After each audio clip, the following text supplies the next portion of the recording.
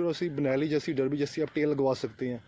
तो कुछ मॉडिफिकेशन हो भी सकती हैं, लेकिन 5,40,000 लगाने के बाद मॉडिफिकेशन करने का किसका दिल करता है। लेकिन रियर के अंदर ड्रम ब्रेक दी हुई है, इतने पैसे लगाने के बावजूद आपको रियर में जो डिस्क ब्रेक नहीं दी गई। खैर वो तो किसी भी बाइक में नहीं मिलती, ना CBF में मिलती है, ना YBR में। इवन के जो डर्बी है आई थिंक वो भी नहीं देती, बनैली में आती है। सिटिंग पॉस्चर जो है वो थोड़ा सा, बस मैं कहूँगा थोड़ी सी स्ट्रेट है, इतनी स्ट्रेट नहीं है जितना CG125 होता है या GS है, लेकिन फिर भी थोड़ी सी स्ट्रेट है। थोड़ी सी कर्वी होती तो सिटिंग पॉस्चर और भी अच्छा मिलना था राइडर को। चलने में ये बाइक इस जैसी स्मूथ बाइक कोई भी नहीं, ना CBF है, ना GS है, ना YBR है। डर्बी और जो बनैली है वो ज़रा और कैटेगरी में आ जाती हैं, लेकिन डर्बी जैसी है और बनैली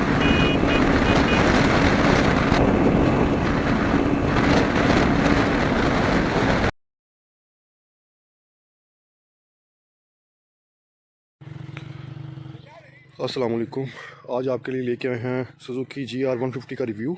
और ये जो बाइक है ये अभी सिर्फ 1,000 किलोमीटर बल्कि 900 किलोमीटर चली हुई है।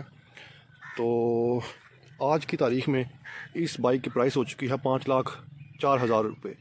और ये मेरे दोस्त ने बाइक की थी अराउंड 6 मंथ्स अगो 3,65,000 में। और चूँकि हमारी इकॉनमी इतनी स्टेबल नहीं और इकॉनमी बहुत ज़्यादा फ्लक्चुएट हो रही है, तो उस वजह से इसके प्राइसेस अभी 5,04,000 और कुछ दिनों में इससे भी बढ़ जाएंगी। एनी हाउ प्राइसेस को छोड़कर इसकी स्पेक्स की तरफ आते हैं। तो इस बाइक के तकरीबन 11 हॉर्स पावर है और 11 ही इसकी टॉर्क है। जो इनिशियल पिकअप है वो इसकी बड़ी मज़ेदार है। लॉन्ग रूट के ऊपर ये बाइक आपको थकने नहीं देती और इसका इंजन बहुत ड्यूरेबल है। फ्रंट पे और बैक में दोनों में 18 का अलॉय रिम है। सामने 2.75 का टायर है और रियर में जो टायर आता है वो 1990 प्रोफाइल है और 18 का रिम है। और पीछे वही कन्वेंशनल जो स्विंग आर्म और आगे टेलीस्कोपिक फोक्स है, सस्पेंशन है। और इसके साथ आगे डिस्क ब्रेक है जो कि काफ़ी एफिशिएंट है। रियर के अंदर ड्रम ब्रेक दी हुई है, इतने पैसे लगाने के बावजूद आपको रियर में जो डिस्क ब्रेक नहीं दी गई। खैर वो तो किसी भी बाइक में नहीं मिलती, ना CBF में मिलती है, ना YBR में।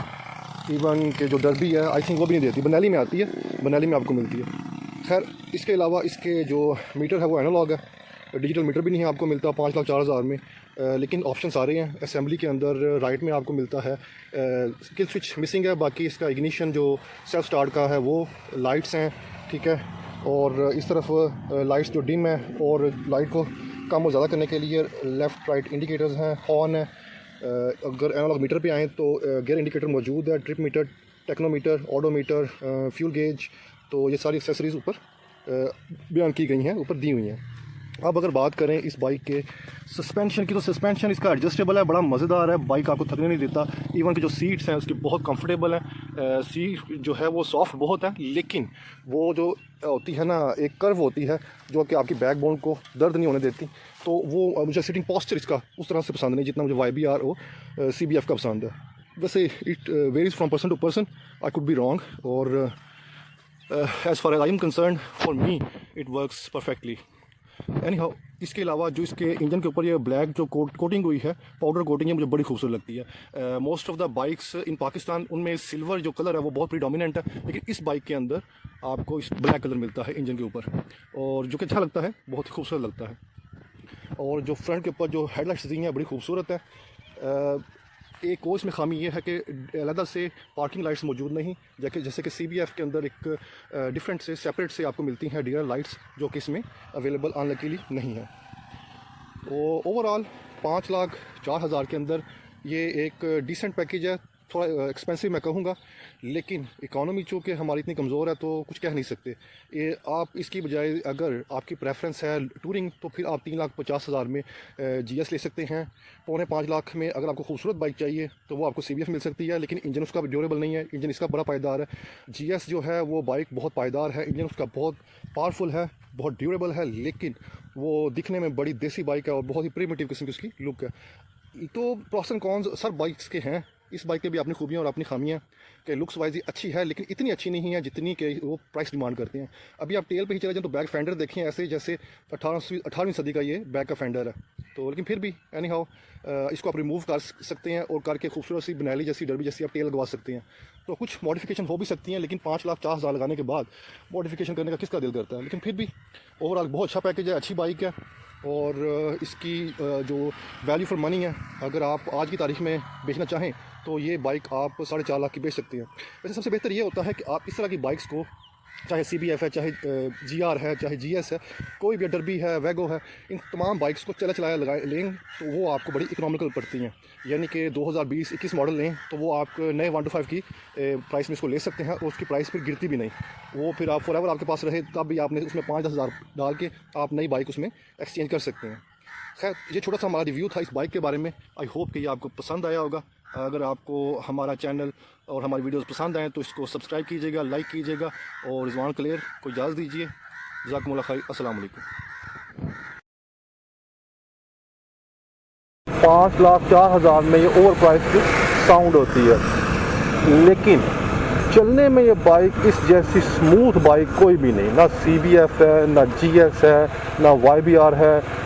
डर्बी और जो बनैली है वो ज़रा और कैटेगरी में आ जाती हैं, लेकिन डर्बी जैसी है और बनैली ज़रा और लेवल हो जाता है, उसका शशका ज़्यादा है। पर फिर भी ये बाइक एक अपनी 150 सीसी कैटेगरी की बाइक्स में से सबसे मज़ेदार है। बहुत निम्बल है, बहुत सॉफ्ट है चलने में, और जब आप गियर इसके शिफ्ट करते हैं तो आपको बिल्कुल फील नहीं होता, और बिल्कुल साउंडलेस बाइक है। अगर तो आप साउंडलेस बाइक्स प्रेफर करते हैं तो फिर आपकी ये अल्टीमेट ऑप्शन आपके लिए ये होना चाहिए GR।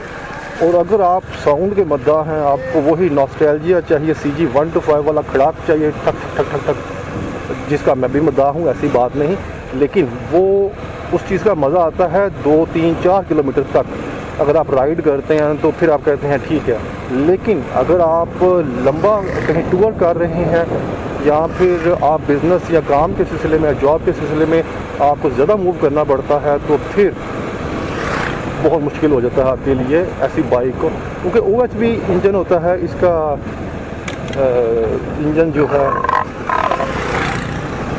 सिंगल ओवरहेड कैम इसका इंजन है, उसका ओवरहेड वॉल्व होता है, और जिसकी वजह से वाइब्रेशन जिसमें ऑलमोस्ट नन है। इसके अंदर वो जो बैलेंसर होता है वो इंस्टॉल है। वैसे कंपनी क्लेम तो नहीं करती, लेकिन जितनी कुछ स्मूथ ये बाइक चलती है तो ऑब्वियसली इसके अंदर बैलेंसर लाजमी होगा जो कि वाइब्रेशंस को हैंडल करता है। ये हैंडल बार एंड्स लगे हुए हैं, इसकी वजह से भी वाइब्रेशन जो होती हैं काफ़ी कंट्रोल होती हैं। तो वैसे ओवरऑल एक बहुत अच्छा पैकेज है, बाइक बहुत अच्छी है। इसकी प्राइस को लेके मैं कुछ आर्गूमेंट नहीं करना चाहूँगा, लेकिन वैसे ओवरऑल एक बाइक बहुत ही स्मूथ और बहुत ही चलने में मज़ेदार बाइक है। इसकी राइड से आप थकते नहीं हैं, और जो आपकी जो सीट है वो बहुत ही ज़्यादा सॉफ्ट है, वो आपकी तशरीफ़ थकती नहीं, चाहे आप जितनी मर्ज़ी लंबी राइड ले लें। एक सिंगल अगर आप पैच भी करते हैं 100-150 का, तो फिर भी वो आपको उस तरह से नहीं थकाती। सिटिंग पॉस्चर जो है वो थोड़ा सा, बस मैं कहूँगा थोड़ी सी स्ट्रेट है, इतनी स्ट्रेट नहीं है जितना CG 125 होता है या GS है, लेकिन फिर भी थोड़ी सी स्ट्रेट है। थोड़ी सी कर्वी होती तो सिटिंग पॉस्चर और भी अच्छा मिलना था राइडर को। हाँ, ये छोटा सा हमारा इसके ऊपर व्लॉग था, थोड़ा सा रिव्यू था। आई होप कि आपको पसंद आया होगा। हमारे चैनल MP पेज को, MP MSN क्लब को लाइक कीजिएगा, सब्सक्राइब कीजिएगा, और इजाज़त दीजिए। अल्लाह ने के बाद, अस्सलाम वालेकुम।